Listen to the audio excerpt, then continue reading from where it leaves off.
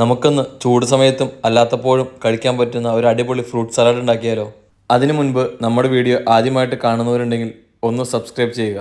ആദ്യമായി പാനിലേക്ക് 1 ലിറ്റർ പാൽ ഒഴിച്ചു കൊടുത്ത് ചൂടായി വരുമ്പോൾ അടി പിടിക്കാതെ ഇടവിട്ട് ഇളക്കി കൊടുക്കുക.